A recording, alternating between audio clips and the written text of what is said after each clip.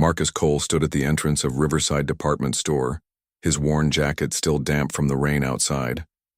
His German shepherd, Rex, sat beside him, water dripping from the dog's thick coat onto the polished marble floor.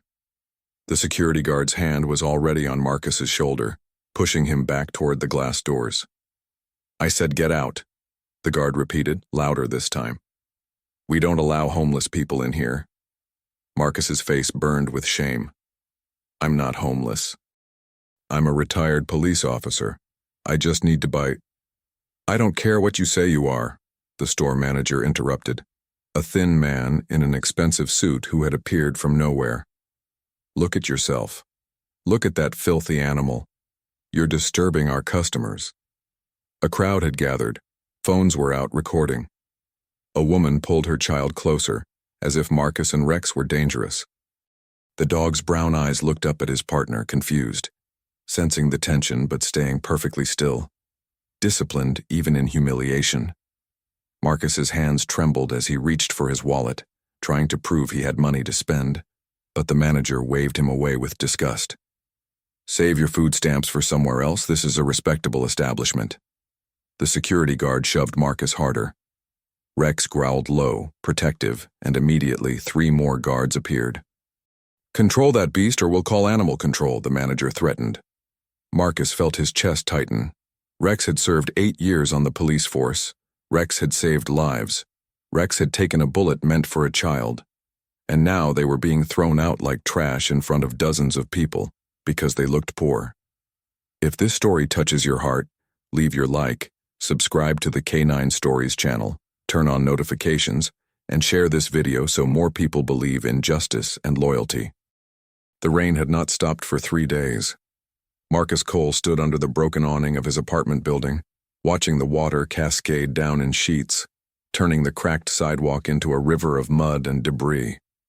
Rex sat beside him, the German shepherd's thick coat still damp from their walk to the employment office that morning. Another rejection. They were always polite about it, but Marcus could see it in their eyes. The moment they noticed his limp, the way his hands shook slightly from nerve damage, they had already decided. "It's okay, boy," Marcus said quietly, running his hand over Rex's head. The dog's amber eyes looked up at him with absolute trust, and Marcus felt his chest tighten. Rex trusted him. Rex had always trusted him, even when Marcus couldn't even trust himself anymore. 4 years ago, Marcus Cole had been Detective Marcus Cole, Shield number 7429, with 12 years of service and a clearance rate that made him one of the department's most valuable investigators.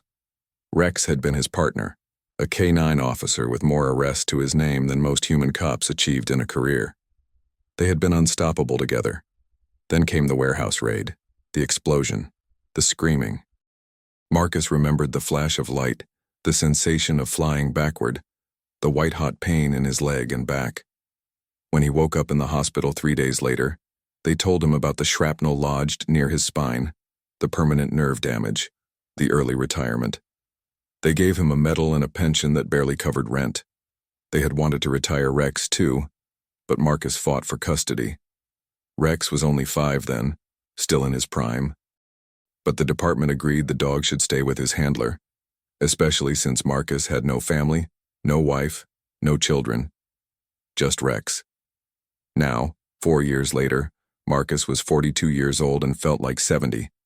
His disability pension was $800 a month. Rent was $600. That left $200 for everything else. Food, utilities, medicine, veterinary care for Rex. He had been 3 months behind on rent for the first time in his life, and Mrs. Rivera, his landlord, had finally put a notice on his door yesterday. 30 days to pay or vacate. Marcus looked down at the notice crumpled in his jacket pocket. $3,600. He might as well have owed $3 million. He had $47 in his bank account. "Come on, Rex," Marcus said, pulling his jacket tighter. "Let's go." They walked down Maple Street, the heart of the district everyone called the Forgotten Quarter, a neighborhood of aging buildings, closed factories, and people working 3 jobs just to survive. Children played in puddles despite the rain, their laughter echoing off brick walls covered in faded murals. Marcus knew most of them by name. This was his community now, though it had taken time to accept it. He had grown up middle class, had always assumed he would retire from the force with a full pension, maybe buy a small house upstate. Instead, he was here, walking streets that smelled like wet garbage in desperation, trying to figure out how to keep a roof over his head. Mr. Marcus, a small voice cut through the rain. Marcus turned to see Katie Walsh running toward him, her bright red raincoat too big for her 8-year-old frame. She splashed through puddles with the fearlessness of childhood, her dark curls bouncing. "Hey, Katie," Marcus said, managing a smile. "Shouldn't you be in school?" "Half day," she said breathlessly, immediately dropping to her knees to hug Rex. The dog's tail wagged, his whole body wiggling with joy. Katie was one of his favorite people in the world. "Can Rex do a trick, please?" Despite everything, Marcus felt warmth spread through his chest. "Rex, sit." The German shepherd sat immediately, perfectly straight, eyes forward. "Rex, paw." The dog lifted his right paw, holding it steady. Katie giggled with delight, shaking the offered paw solemnly. "He's so smart. When I grow up, I want a dog just like Rex." "There's no dog just like Rex," Marcus said softly. "He's one of a kind." Katie's mother appeared in the doorway of their building, calling her inside. The little girl gave Rex one more hug and ran off, waving. Marcus watched her go, then continued walking. He had no destination in mind. He just could not stand being in his apartment, staring at the walls, counting the days until eviction. The rain soaked through his jacket, cold water running down his back, but he barely noticed. Rex walked beside him, disciplined and calm, occasionally glancing up to check on his partner. They passed the old community center, now closed due to budget cuts. They passed the corner store where Marcus used to buy coffee every morning when he could afford such luxuries. They passed the bus stop where homeless people huddled under trash bags trying to stay dry. Marcus stopped walking. He was soaking wet, exhausted, and suddenly angry. Angry at the world, at his broken body, at the department that had discarded him, at the poverty that swallowed everything good in life. "I need to buy you food," he said to Rex, his voice rough. "Your bag is almost empty." The dog tilted his head, ears forward, listening. Marcus checked his wallet. $47 in his account, but he had $18 in cash, money he had found in an old jacket pocket last week. Dog food, that was essential. Everything else could wait. The nearest pet store was in the shopping district, a 20-minute walk. Marcus had never been inside, too expensive, but he had seen advertisements. They were having a sale this week. Maybe he could afford a small bag. He walked with purpose now, Rex trotting beside him. The rain began to lighten as they crossed into the commercial district, where the streets were cleaner, the buildings newer, the people better dressed. Marcus became acutely aware of his appearance. His faded police jacket, his jeans with patches on the knees, his boots held together with duct tape. Rex, despite being well-groomed, was soaked and muddy. They reached Riverside Department Store, a massive building of glass and steel that sold everything from clothing to electronics to pet supplies. Marcus had walked past it 100 times but never entered. Now, thinking of the sale, thinking of Rex's near-empty food bag, he pushed through the revolving doors. The warmth hit him immediately, along with the scent of expensive perfume and new merchandise. The floor was polished marble, gleaming under crystal chandeliers. Well-dressed shoppers moved between displays of designer handbags and watches worth more than Marcus's yearly income. He felt every eye turned toward him. A security guard near the entrance straightened, hand moving to his radio. Marcus ignored him, heading toward the back where a sign indicated the pet department. Rex walked perfectly at his side, not pulling, not sniffing, just walking like the trained professional he was. They were halfway across the main floor when a voice stopped them. "Excuse me, sir." Marcus turned. A thin man in an expensive charcoal suit approached, his expression a careful mask of professional disdain. A name tag identified him as Richard Palmer, store manager. "Can I help you?" Marcus asked politely. Palmer's eyes swept over Marcus's wet, worn clothing, then down to Rex, who was dripping water onto the pristine floor. "I'm afraid I need to ask you to leave." Marcus blinked. "I'm a customer. I'm here to buy dog food." "I don't think so," Palmer said, his voice low but firm. "This is a high-end establishment. We have standards. You're dripping water everywhere, and that animal—" "This animal," Marcus interrupted, feeling heat rise in his face, "is a retired police K-9 officer. And I'm a retired police detective. I have money, and I have every right to shop here." Palmer's expression hardened. "I don't care what you claim to be. Look at yourself. You're clearly not our typical clientele. I'm going to have to ask you to leave before I call security." "I am your clientele," Marcus said, his voice rising despite his effort to stay calm. "I'm a citizen with money to spend—" "Sir, please don't make a scene." Palmer gestured, and suddenly 2 security guards appeared flanking Marcus. "Escort him out." "I haven't done anything wrong." Marcus's hands were shaking now from anger and humiliation. People were stopping, staring, pulling out phones. "I'm a decorated police officer. I served this city for 12 years. I'm sure you have quite an imagination," Palmer said coldly. "But we both know what you really are. This store does not serve your kind. Guards, remove him and that filthy animal." One of the guards grabbed Marcus's arm. Rex immediately growled, low and warning, moving to position himself between the guard and Marcus. It was pure protective instinct, the same instinct that had saved lives during the dog service. "Control that beast," Palmer shouted, stepping back dramatically. "Call animal control. This is a dangerous dog." "He's not dangerous." Marcus felt panic now, mixed with rage. "He's protecting me because your guard put hands on me." 3 more guards appeared. People were definitely recording now, phones held high. Marcus saw a woman pull her child behind her, as if Rex were some kind of monster. The German Shepherd's lips were pulled back, showing teeth, his body tense. Marcus knew Rex would not attack unless Marcus was directly threatened, but these people did not know that. They just saw what they wanted to see. A poor man with a vicious dog. "Rex, heel," Marcus commanded, his voice breaking. "Heel, boy. It's okay." Rex immediately sat, though every muscle in his body remained coiled, ready. The guards grabbed Marcus by both arms, dragging him toward the door. His injured leg buckled, sending a spike of pain up his spine, and he stumbled. Laughter rippled through the crowd. "Please," Marcus said, hating how desperate he sounded. "I just wanted to buy dog food. I have money. I can show you." "Save your food stamps for the dollar store," Palmer said loudly, clearly performing for the crowd now. "This is Riverside. We don't allow homeless people to panhandle in here." "I'm not homeless. I'm not panhandling." Marcus's vision blurred with tears of rage and shame.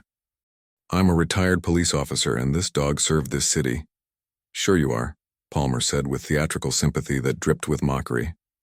"And I'm sure your service dog is very special. But you need to leave. Now." The guards shoved Marcus through the doors. He stumbled on the wet pavement outside, barely catching himself. Rex was beside him instantly, whining, licking his hand. The doors closed behind them with a decisive click. Marcus stood there in the rain, shaking. Through the glass, he could see Palmer speaking to customers, gesturing as if he had just handled a dangerous situation expertly. People were nodding, reassured. Some were still recording on their phones.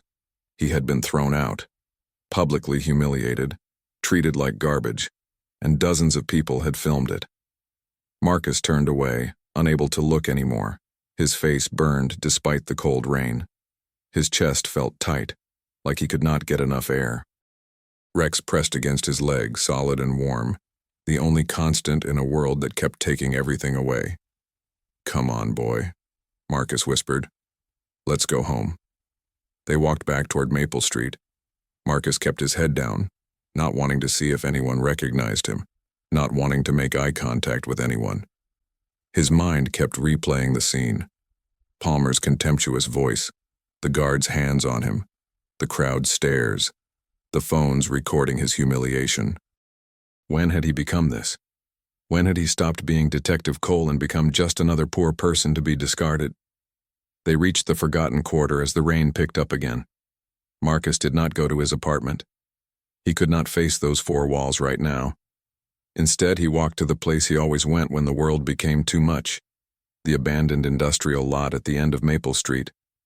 It had been a factory once, something to do with textiles, but that was decades ago. Now it was just empty space, cracked concrete, dead weeds pushing through, piles of old bricks and rusted machinery slowly being reclaimed by nature. The city owned it but had no money to develop it. Neighborhood kids sometimes played there, but mostly it was forgotten, like everything else in this district. Marcus sat down on a concrete slab under the skeleton of what had once been a loading dock. It provided some shelter from the rain. Rex sat beside him, close, offering warmth. For a long time, Marcus just sat there staring at nothing. His jacket was soaked through, his boots were full of water. He was cold and tired, and utterly defeated. "I'm sorry, boy," he said finally, his voice barely audible over the rain. "I'm sorry I can't take better care of you. You deserve better than this. You deserve better than me." Rex whined and licked his face. Marcus buried his face in the dog's wet fur and cried. Deep, wrenching sobs that he had been holding back for months, maybe years. All the pain, all the loss, all the humiliation poured out of him. Rex sat perfectly still, letting his partner break down, offering silent comfort the way only a dog can. When Marcus finally lifted his head, his eyes were swollen and his throat raw. The rain had slowed to a drizzle. The sky was darkening toward evening. He needed to go home, needed to figure out what to do about rent, about food, about everything. "Okay," he said, more to himself than to Rex. "Okay, we'll figure it out, we always do." He stood, his injured legs stiff from sitting in the cold. Rex stood with him, shaking water from his coat. The dog stretched, then suddenly went still, his head turning sharply toward the far corner of the lot. "What is it, boy?" Marcus asked, automatically alert despite his emotional exhaustion. Rex's ears were forward, his body tense.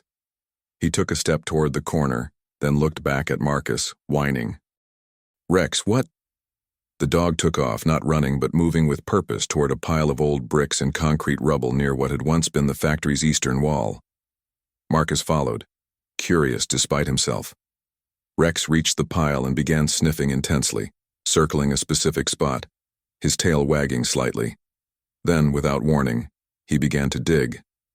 "Rex, no," Marcus called. "Leave it. It's probably just a dead rat or something." But Rex did not stop. His powerful paws moved with determination, throwing dirt and small stones backward. It was not the casual digging of a dog chasing a smell. This was focused, purposeful, the same way he used to dig when he had located narcotics buried during his police work. Marcus walked closer, intrigued now. "What did you find, boy?" Rex dug deeper, his whole front half disappearing into the hole he was creating. Dirt flew in all directions. Then suddenly he stopped, backing out carefully. Something dark gripped gently in his jaws. Marcus's heart stopped. It was a black plastic bag, sealed tightly, covered in dirt but clearly weatherproof. And it was heavy. Rex was carrying it carefully, the weight evident. "Drop it," Marcus said automatically. Rex dropped the bag at Marcus's feet and sat, looking up at him expectantly, tail wagging. "Good boy, I found it. Praise me." Marcus stared at the bag. His hands were shaking as he knelt down, wincing at the pain in his leg. Carefully he picked it up. It was definitely heavy, rectangular, wrapped in multiple layers of plastic. His detective instincts, dormant for so long, suddenly fired to life. This was deliberately hidden, buried, protected. This was not trash. With trembling fingers, Marcus tore open the outer layer of plastic.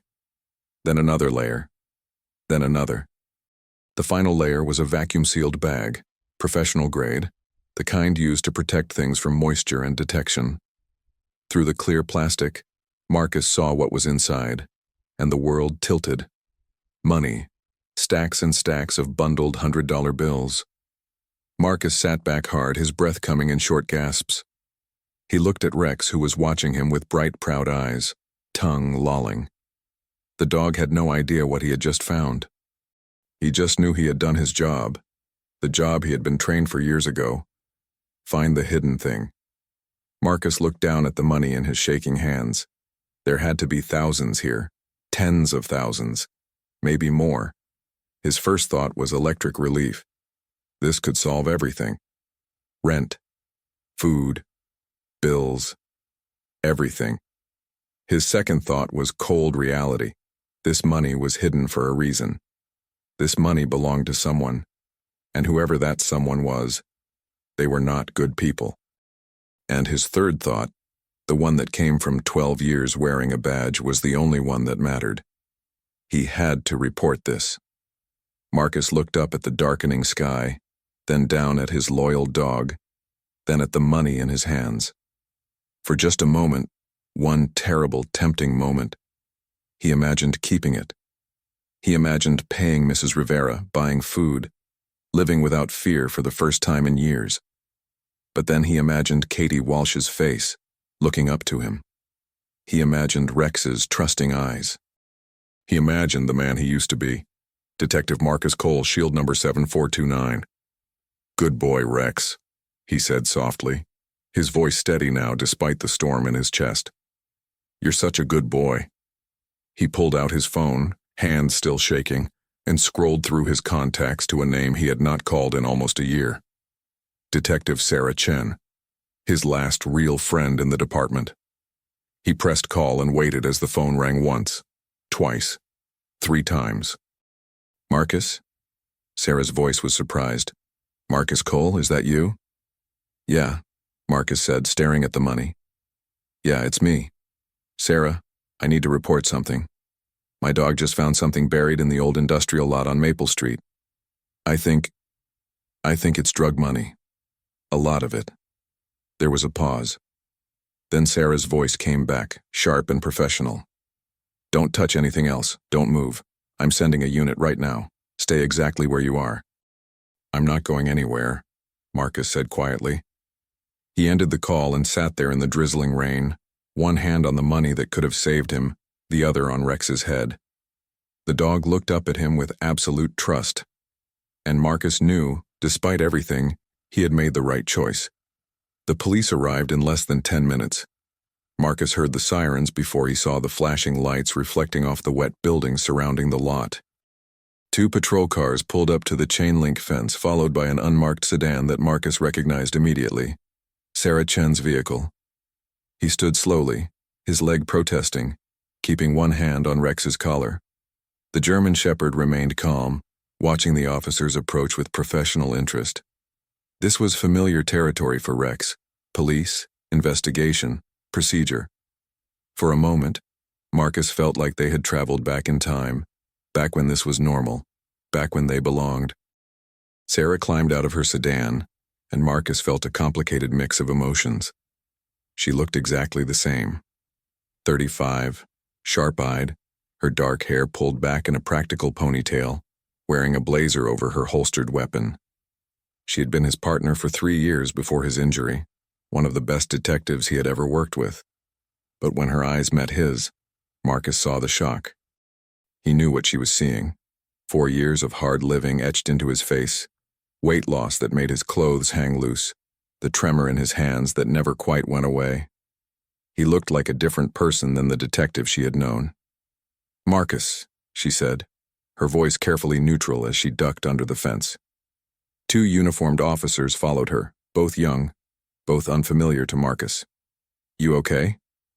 "I'm fine," he said automatically, hating how defensive it sounded. "I didn't touch it more than I had to.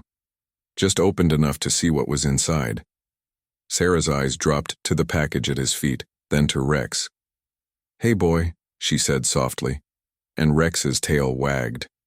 She had always liked him. "This your find?" As if understanding, Rex looked at the money and then back at Sarah, ears forward proudly. "He started digging," Marcus explained. "I thought it was an animal or something, but he was using his detection behavior. The way he used to work narcotic scenes. I should have recognized it immediately, but I wasn't thinking. I wasn't paying attention. You did good, Sarah said, and Marcus heard the weight behind those words. She knew. She knew how easy it would have been for him to pocket this and walk away. How desperately he probably needed it. She snapped on latex gloves and carefully picked up the package, examining it closely. Vacuum sealed, professional. This wasn't buried recently. Look at the dirt compaction around where it was hidden. She looked at the hole Rex had created. Had to be here at least a couple years. One of the uniformed officers, a kid who looked barely 25, spoke up. How much do you think is in there? Sarah hefted the weight. 50, maybe 60,000 in this package alone. She looked at Marcus. You said he used his detection behavior. Rex was a narcotics dog, right? Marcus nodded. 8 years. One of the best in the division. Sarah's expression sharpened. She turned to the hole, pulling out a flashlight as the evening darkened into night. She knelt down, shining the light into the space Rex had excavated. Marcus, bring him here. Marcus's heart began to pound. He led Rex to the hole. Rex, search. The German shepherd immediately put his nose to the ground, sniffing the edges of the hole, then the surrounding area. He moved in a widening circle, and then stopped at a spot about 6 feet from the original hole. He sat, alert position. Target found. Here, Sarah said to the officers. Start digging, carefully. The two uniforms grabbed shovels from their patrol car and began to dig where Rex had indicated. Within minutes, they uncovered another package, identical to the first. Sarah's radio crackled. Chen, this is Captain Morrison. What's the situation? She keyed her radio. Captain, we've got a significant find. At least 2 packages so far, possibly more. Each appears to contain approximately 50 to 60,000 in cash. Requesting forensics team and additional units to secure the scene. Forensics is en route. Sarah, who made the call? Sarah looked at Marcus. Marcus Cole, sir. Retired detective. His K-9 located the cache. There was a pause. Cole? I remember him. Good officer. Tell him well done. Secure that scene. If there are 2 packages, there might be more. I'm coming down myself. Sarah clipped her radio back. You heard the man. Well done. But Marcus barely heard her. He was watching Rex work, watching the dog move with purpose and pride, watching him do what he had been born to do. For the first time in 4 years, Rex looked complete. And for the first time in 4 years, Marcus felt a flicker of something that might have been pride. Over the next hour, the abandoned lot transformed into a crime scene. Portable lights were set up, casting harsh white illumination across the cracked concrete. Crime scene tape cordoned off a large section. Forensics arrived in their distinctive van, followed by Captain Morrison himself, a barrel-chested man in his 50s with gray hair and a permanent scowl. Rex found 4 more packages, 6 in total. When forensics carefully opened and counted the first 3, the total came to $340,000. Estimate $500,000, maybe more, Captain Morrison said, standing with Sarah and Marcus at the edge of the scene. His eyes were on Rex, who sat calmly beside Marcus, watching the activity with alert interest. That's not small time. That's organization money. Cartel? Sarah asked. Could be. Could be local gang with distribution connections. Either way, someone's going to miss this. Morrison looked at Marcus directly for the first time. You did the right thing calling it in, Cole. I know things have been hard for you. Marcus felt his face heat. It wasn't mine to keep, sir. A lot of people in your position wouldn't have seen it that way. Morrison's expression softened slightly. You always were one of the good ones. How are you doing? Really? The question, asked with genuine concern, nearly broke Marcus's composure. I'm managing, sir. Morrison's eyes said he knew that was a lie, but he didn't push. Well, there's a reward protocol for fines like this. Once we confirm it's proceeds from criminal activity and not connected to any active investigation, you're entitled to 10%. Could be $40,000, $50,000. Marcus's breath caught. $50,000. That was more than he made in a year now. That was rent for years. That was food, medicine, security. That was everything. Of course it'll take time, Morrison continued. Paperwork, verification, legal process. Could be 6 months to a year. 6 months to a year. Marcus's eviction notice gave him 30 days. Sarah saw his face fall. Captain, is there any way to expedite? Bureaucracy is bureaucracy, Chen. I'll do what I can, but no promises. Morrison's radio squawked and he stepped away to answer it. Sarah moved closer to Marcus, lowering her voice. How bad is it? Marcus considered lying, but what was the point? 3 months behind on rent. Eviction notice. 30 days to come up with $3,600 or I'm on the street. Sarah's expression hardened with anger, not at him, but for him. Damn it, Marcus, why didn't you call me? I could have helped, I could have. I'm not a charity case, Marcus said quietly. I was a detective. I had dignity. I can't just take handouts. It's not a handout, it's friends helping friends, that's what people do. She glanced at Rex. What about him? You can't let him end up on the street. I know. Marcus's voice cracked. I know. I've been trying to figure out. Maybe someone could take him. Someone who could afford. Don't you dare finish that sentence, Sarah said fiercely. That dog would die without you. You know that. Marcus did know that. Rex had been his partner for 8 years, his only companion for 4 years after that. Separating them would destroy them both. One of the forensics techs called Sarah over. She squeezed Marcus's shoulder. Wait here. Don't leave. Marcus watched her go, then looked down at Rex. The dog gazed up at him with those intelligent amber eyes, completely trusting, completely loyal. What am I going to do, boy? He whispered. Rex licked his hand. Marcus's phone buzzed in his pocket. He pulled it out, seeing a text from a number he didn't recognize. His stomach dropped when he opened it. It was a video. The thumbnail showed him standing in Riverside department store, dripping wet, with Rex beside him. His hands shaking, Marcus pressed play. The video had been edited with text overlays and dramatic music. It showed the confrontation with Richard Palmer, showed the security guards grabbing him, showed him stumbling when his leg gave out. The caption read, Homeless man and vicious dog removed from Riverside store. The comments were already pouring in. Good. Keep the trash out. That dog should be put down. Looked aggressive. Why do homeless people think they can go anywhere? There are rules. But there were other comments too. That man said he was a retired cop. Did anyone verify? The dog didn't attack anyone. It was protecting its owner. This is classist BS. He had money. He wasn't panhandling. Marcus felt sick. The video had been posted 2 hours ago and already had 40,000 views. 40,000 people watching his humiliation. Another text arrived, this time from Katie Walsh's mother. Mr. Cole, I'm so sorry. Katie showed me the video. That was wrong what they did. Are you okay? Then another from a neighbor. Saw the video, those bastards, you need anything? His phone kept buzzing. More texts, more notifications. The video was spreading. Sarah returned, took one look at his face, and immediately asked, What happened? Wordlessly, Marcus handed her his phone.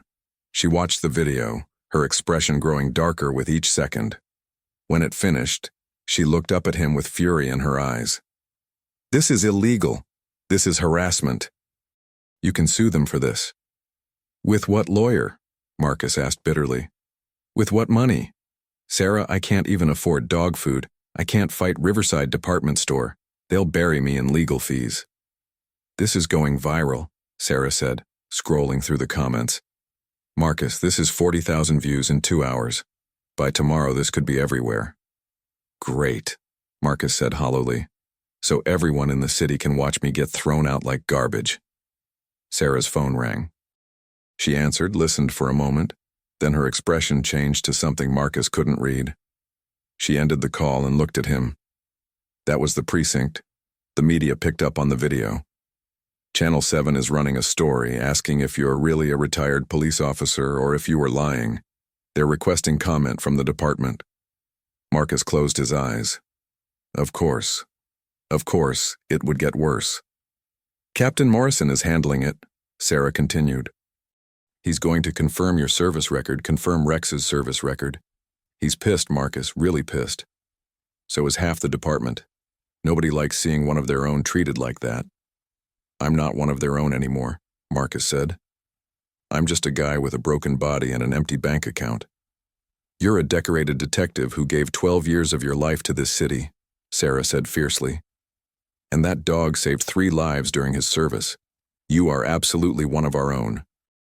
Captain Morrison approached them again, his face grim. Cole, I just got off the phone with the chief. He saw the video. So did the mayor. They want to make a statement supporting you, but they need your permission first.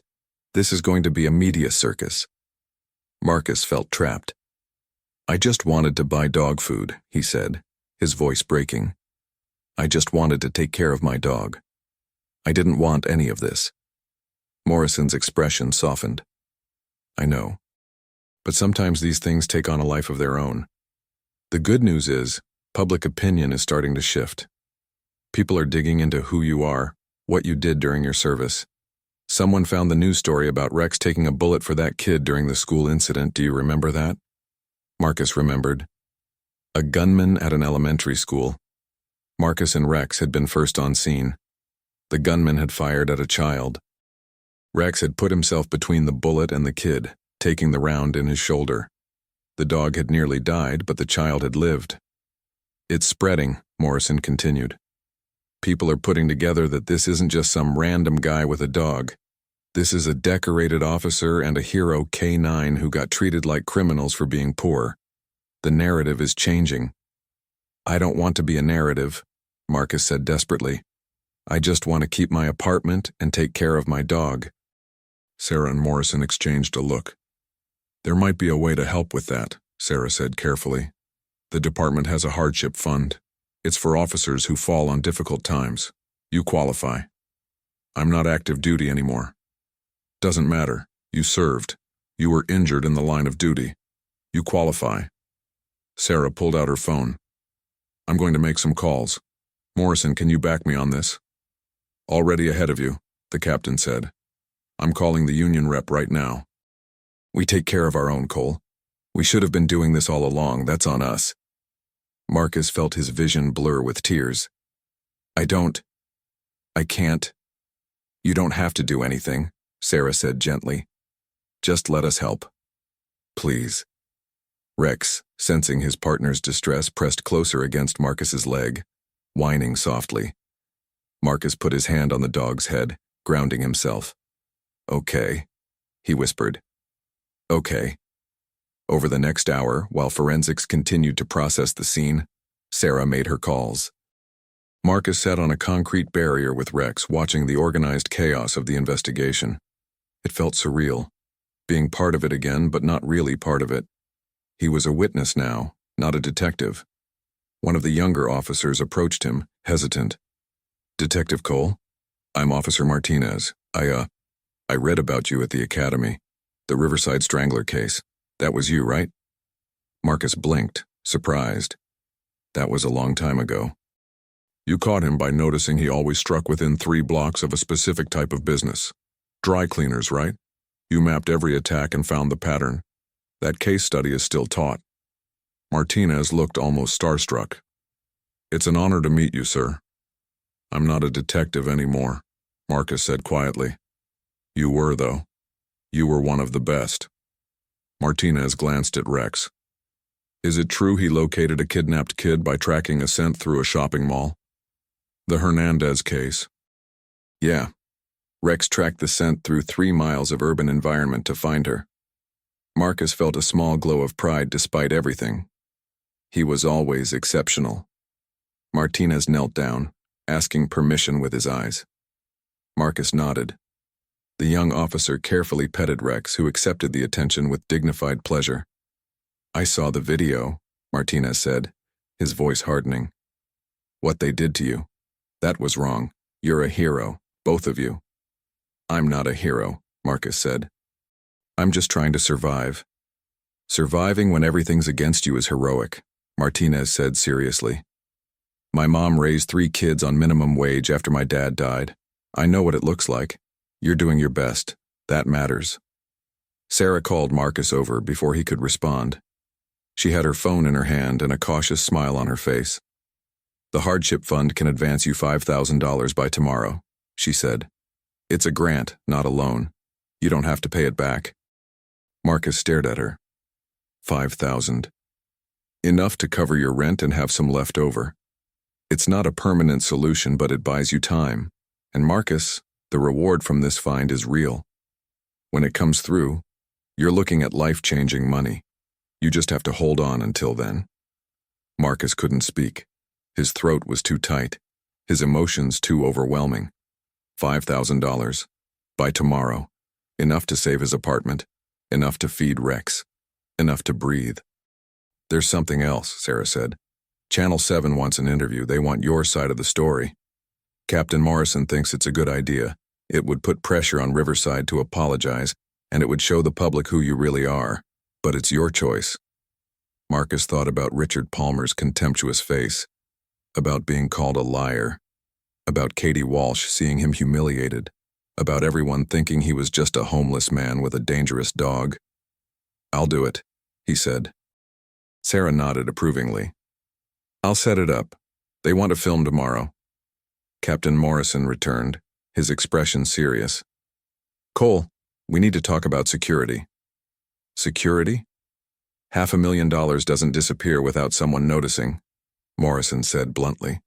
Whoever buried this money is going to realize it's gone. When this hits the news, and it will, they're going to know someone found it. They might come looking.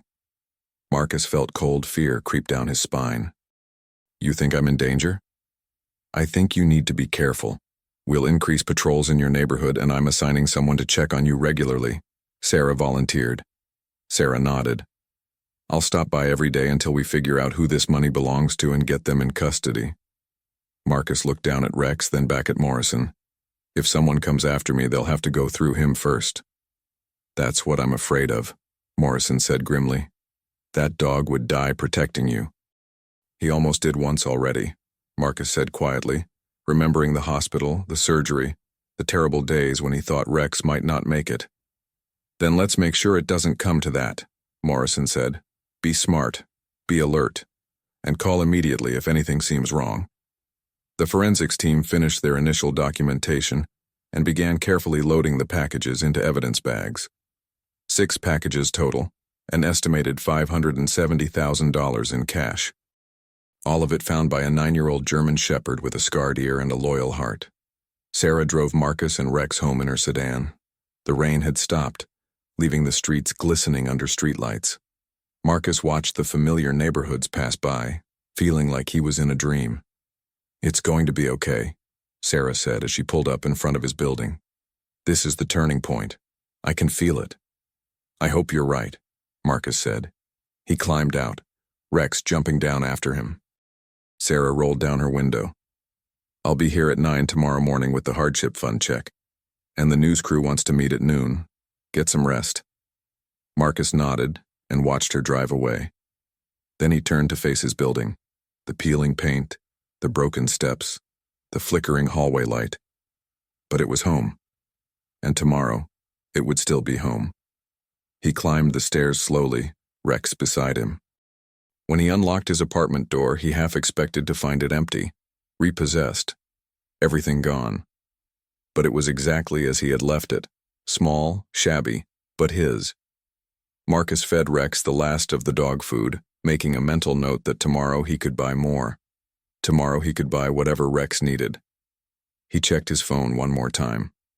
The video now had 200,000 views, but the comments had changed. Someone had found his service record. Someone had found the news story about Rex. The narrative was shifting just like Morrison had said. Former detective and hero K9 treated like criminals for being poor. This is what we do to people who serve us? Disgusting. Riverside department store should be ashamed. Find this man and help him. He deserves better. Marcus set his phone down and looked at Rex, who had finished eating and was now lying on his blanket, watching Marcus with calm, trusting eyes. "We're going to be okay, boy," Marcus said, his voice stronger than it had been in months. "We're going to make it through this." Rex's tail thumped against the floor. For the first time in 4 years, Marcus actually believed it. Marcus woke to sunlight streaming through his apartment window, and for a disoriented moment he forgot everything that had happened. Then Rex shifted beside the bed, and memory came flooding back. The store, the humiliation, the money, Sarah's promise. He checked his phone. 7 in the morning. The video now had over 1 million views. His hands trembled as he scrolled through the notifications. Hundreds of messages from people he hadn't spoken to in years. Former colleagues from the department. People from the neighborhood. Strangers offering support, offering money, offering jobs. But there were other messages too.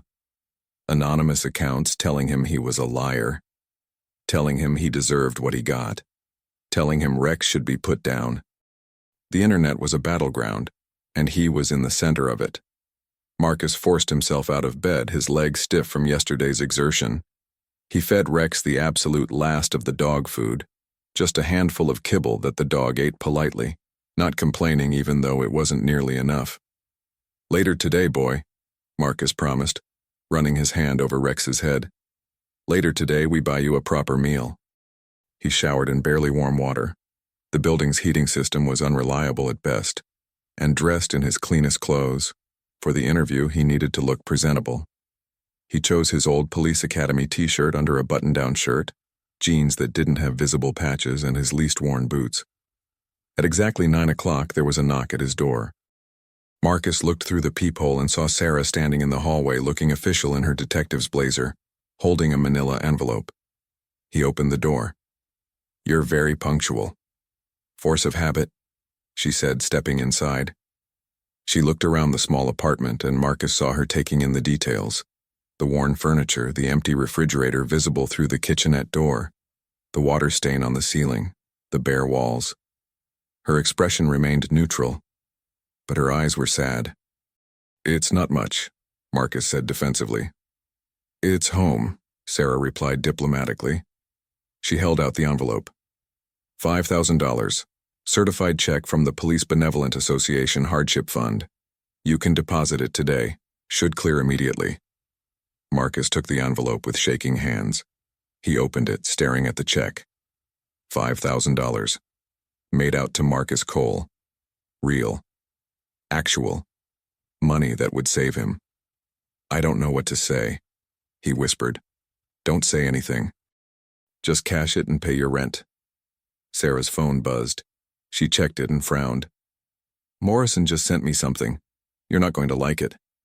She turned her phone to show him. It was a news article from Channel 7's website. "Disgraced or discriminated?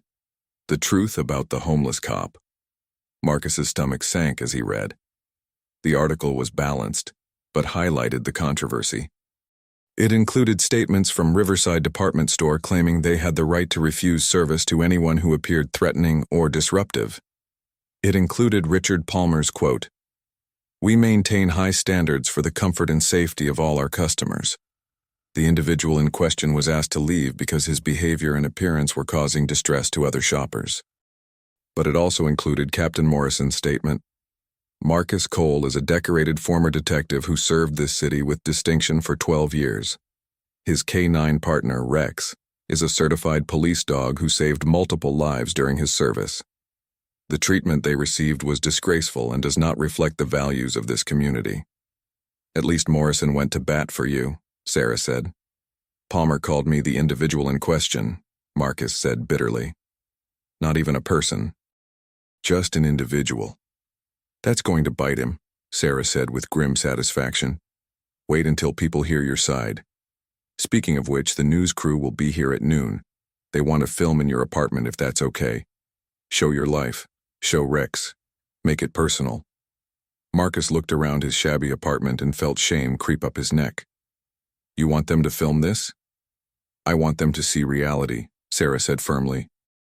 "This is what happens to veterans, to injured officers, to people who serve their community, and then get forgotten. This is important, Marcus. This is bigger than just you now. I didn't want it to be bigger than me, Marcus said quietly. I just wanted to buy dog food. Sarah's expression softened. I know, but maybe something good can come from this.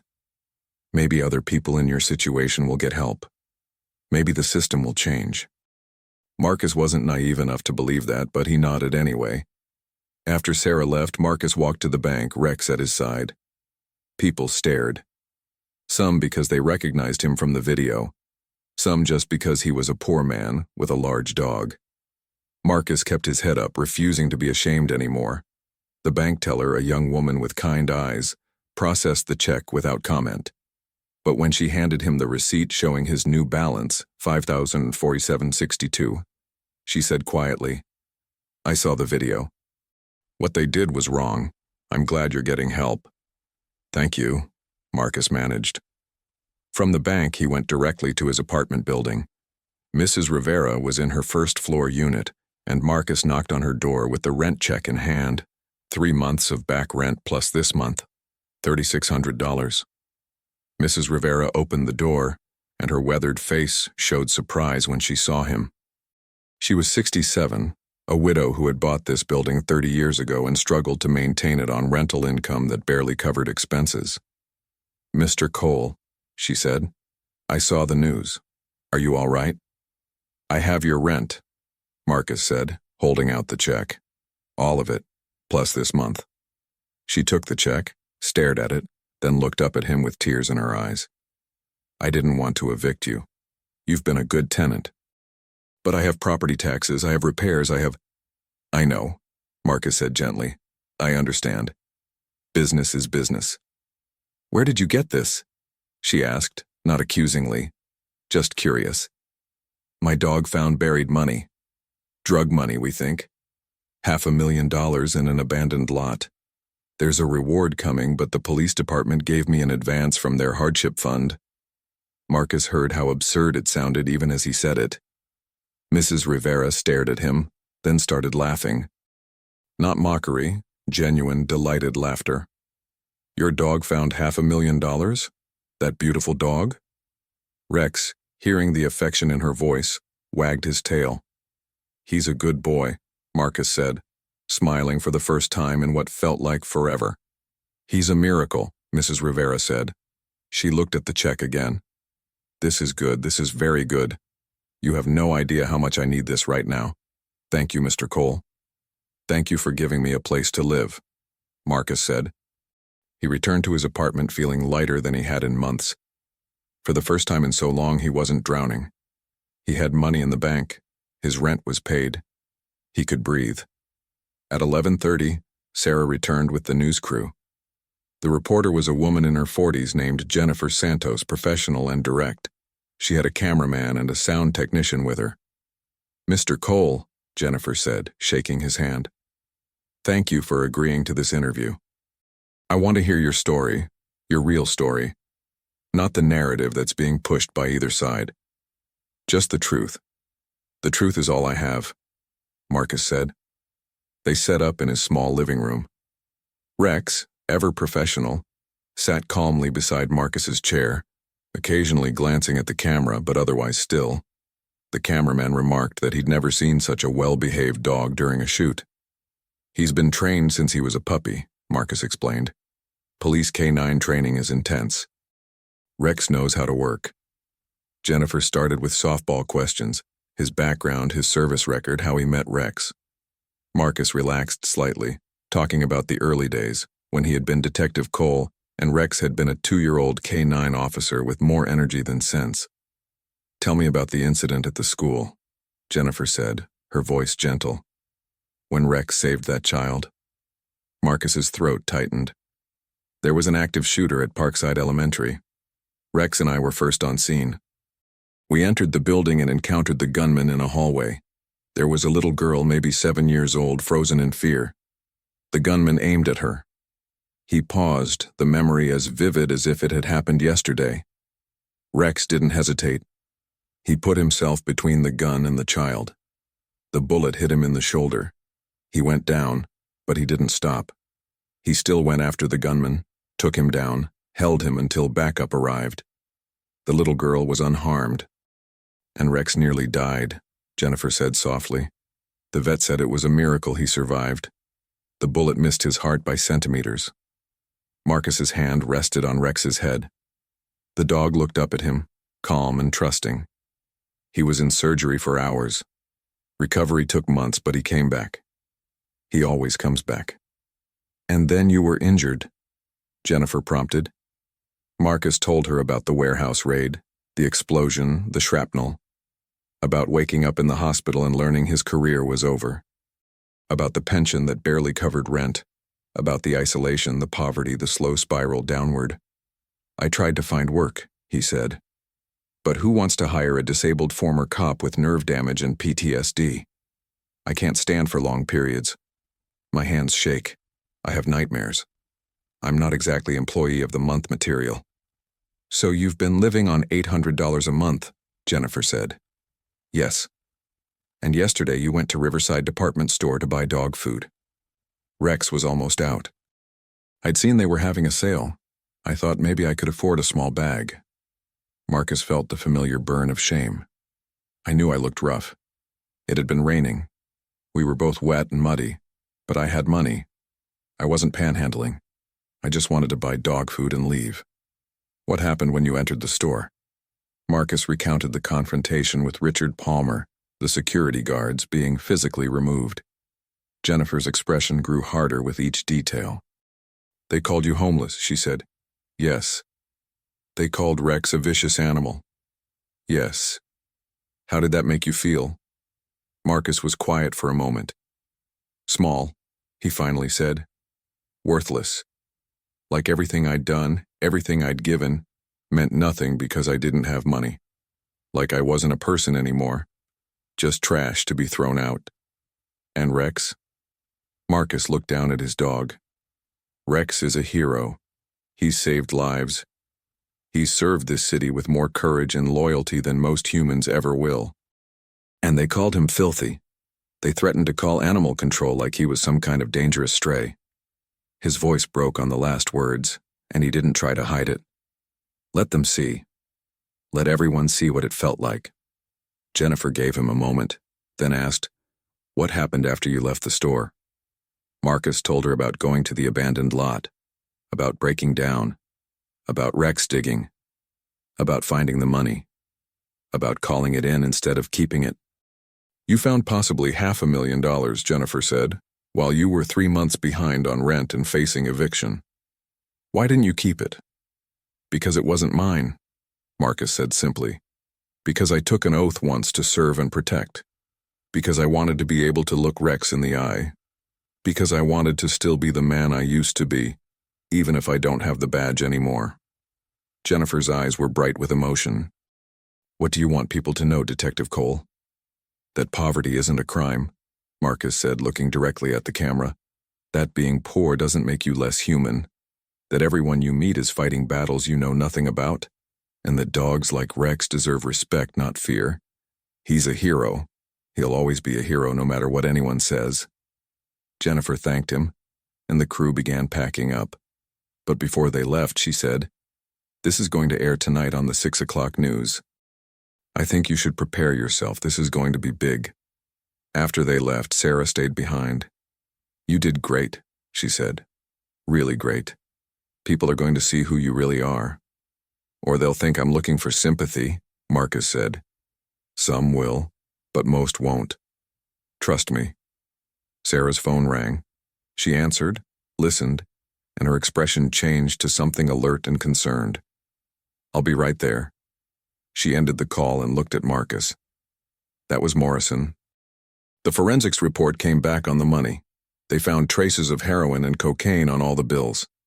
And they got a partial fingerprint off one of the packages. It matches a known associate of Victor Reeves. Who's Victor Reeves? Marcus asked. Major organized crime figure.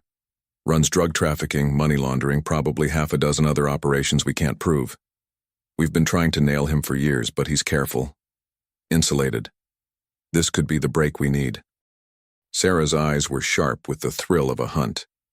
If we can prove that money belongs to his organization, we can seize it as evidence and maybe finally get enough to charge him. That's good, right? Marcus said. It's great for the case, Sarah said. But Marcus, Victor Reeves is dangerous. Really dangerous. He's suspected in at least 5 murders. If he finds out you're the one who found his money, he'll come after me, Marcus finished. Morrison is arranging protection. Increased patrols, plainclothes officers in the area, and I'm going to be checking on you twice a day until this is resolved. Sarah's expression was fierce. You're not alone in this, you understand? You're not alone anymore. Marcus nodded, though fear curled cold in his stomach. After Sarah left, Marcus sat in his apartment with Rex trying to process everything. In less than 24 hours, his entire life had changed. He had money. He had support. He had hope. But he also had a target on his back. His phone buzzed with a text from Katie's mother. Katie wants to know if Rex can come to her birthday party next week. She says he's her favorite hero. Marcus smiled despite his fear. We'd love to, he texted back. At 6 o'clock, Marcus turned on Channel 7 News. Jennifer Santos appeared on screen, her expression serious. Tonight, we bring you the full story of Marcus Cole, the decorated police detective and his K-9 partner Rex, whose treatment at an upscale department store has sparked outrage across the city. The segment was 12 minutes long. They used clips from the interview, interspersed with footage of Marcus's service record, photos of Rex in his prime, news coverage from the school shooting. They showed the viral video from the store, but now it was contextualized, shown for what it really was: discrimination and cruelty. Richard Palmer had declined to be interviewed, but the store had released a statement defending their actions. It sounded hollow and corporate in the face of Marcus's raw honesty. The segment ended with Jennifer's closing statement. Marcus Cole served this city for 12 years. His dog took a bullet to save a child. Yesterday they were thrown out of a store like criminals because they looked poor. Today Marcus could have kept $500,000 that would have changed his life. Instead, he turned it in because it was the right thing to do. The question we need to ask ourselves is this: what kind of city are we, if this is how we treat our heroes? Marcus's phone exploded with notifications, calls, texts, social media mentions. He turned it off, overwhelmed. But he turned it back on when it rang with Sarah's number. Are you watching the news? She asked. I just finished. It's everywhere, Marcus. Twitter, Facebook, every local news site. Hero cop treated like criminal is trending nationally. Riverside's stock price dropped 3 points in after-hours trading. People are organizing protests outside the store. Sarah's voice carried a mix of satisfaction and worry. You've become a symbol. I didn't want to be a symbol, Marcus said. I just wanted to buy dog food. I know, but this is bigger now. And Marcus, there's something else. We've been monitoring chatter related to Victor Reeves. His people know about the money being found. They don't know who found it yet, but they're looking. You need to be extremely careful. Marcus looked at Rex, who was sleeping peacefully on his blanket, unaware of the danger circling them both. I will be, Marcus promised. That night, Marcus barely slept. Every sound in the building made him alert. Every car passing on the street below made him check the window. Rex, sensing his partner's tension, stayed close, occasionally licking Marcus's hand in reassurance. At 3 a.m, Marcus stood at his window looking out at the dark street. A police cruiser drove past, the increased patrol Sarah had mentioned. It should have made him feel safer. Instead, he felt like prey waiting for the predator to strike. Somewhere in the city, Victor Reeves sat in his expensive office in a legitimate import-export business that was really a front for his criminal empire. His enforcer, Marco Santos, stood before him, looking nervous. Tell me again, Victor said quietly. Quiet was more dangerous than yelling. The money's gone, boss, Marco said. All 6 packages. The cops found it. How? Some retired cop's dog dug it up. It's all over the news. Victor pulled up the Channel 7 segment on his computer and watched in silence. When Marcus's face appeared on screen, Victor paused the video, studying him. Marcus Cole, he read from the caption. Former detective, lives in the Forgotten Quarter. Has a German shepherd named Rex. What do you want us to do? Marco asked. Victor was quiet for a long moment, his fingers steepled under his chin. $500,000. That was significant, but not crippling. What was crippling was the fact that the police now had physical evidence connected to his organization. Evidence that could unravel years of careful work. Find out everything about Marcus Cole, Victor said finally. Where he lives. Where he goes. Who he talks to. Everything. And then we get our money back, Victor said coldly. One way or another. Marco nodded and left. Victor watched the frozen image of Marcus Cole on his screen, this poor, broken man who had just become the biggest threat to his empire. You should have kept the money, detective, Victor murmured to the screen. You should have just kept it and disappeared. Now you've made this personal. He closed the video and made a phone call. It was answered on the first ring. I have a job for you, Victor said. I'll send you the details. I need it done quietly. No mistakes. He ended the call and looked out his office window at the city lights spread below him like a carpet of stars. Somewhere out there, Marcus Cole was sleeping, thinking he was safe, thinking the police could protect him. Victor smiled without warmth.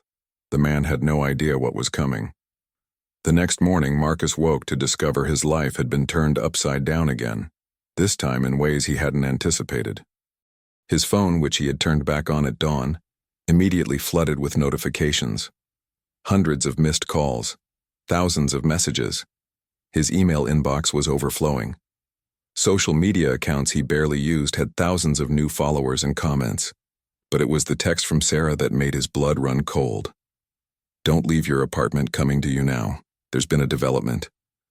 Marcus fed Rex the last portion from the new 40-pound bag of premium dog food he had bought yesterday. It felt surreal to not have to ration every cup, and waited. Rex ate with enthusiasm, his tail wagging, completely unaware that somewhere in the city, dangerous men were planning how to get to them. Sarah arrived within 20 minutes, accompanied by 2 uniformed officers Marcus didn't recognize. Her face was grim. What happened? Marcus asked as soon as he opened the door. Sarah gestured for the officers to wait in the hallway and stepped inside, closing the door behind her. Last night, someone tried to access your service records from the police database. They didn't get far. Our cybersecurity caught it, but they were looking for your address, your known associates, your daily patterns. Marcus felt his stomach drop. Victor Reeves. We think so, or someone working for him. Sarah pulled out her tablet and showed him a surveillance photo. It was grainy but clear enough. A man in his 30s, muscular, covered in visible tattoos, standing outside Marcus's apartment building. This was taken by one of our patrol officers at 4 this morning. Recognize him? Marcus studied the face. No. Should I? Marco Santos, Victor Reeves's chief enforcer. He's been arrested 6 times for assault, twice for attempted murder. Never convicted because witnesses always recant or disappear. Sarah's voice was tight with controlled anger. He was doing reconnaissance on your building, Marcus. He knows where you live. The fear that Marcus had been holding at bay crashed over him. What do I do? Morrison wants to put you in protective custody. A safe house, armed guards, the whole protocol. For how long? Until we can arrest Reeves and his organization. Could be days, could be weeks. Sarah saw his expression. I know it's a lot to ask, but Marcus, these people are serious. They've killed for a lot less than $500,000. Marcus looked at Rex, who was watching the conversation with alert interest, ears forward. What about him? Can he come to the safe house? Morrison already cleared it. Rex goes where you go. Marcus thought about his apartment, shabby, small, but his. Thought about the community he had just started to reconnect with. Thought about Katie Walsh's birthday party next week. Thought about running and hiding while criminals hunted him. No, he said. Sarah blinked. No. I'm not running. I'm not hiding in a safe house while Reeves and his people terrorize my neighborhood looking for me. What if they go after Mrs. Rivera trying to get information? What if they hurt someone thinking it's me? Marcus's voice was firm despite the fear coursing through him. I spent 12 years as a cop. I didn't run from danger then. I'm not starting now. Marcus, this is different. You're not a cop anymore. You're not armed. You're not... I'm not helpless, Marcus interrupted. And I'm not alone. I have Rex. I have you. I have the entire police department apparently willing to help.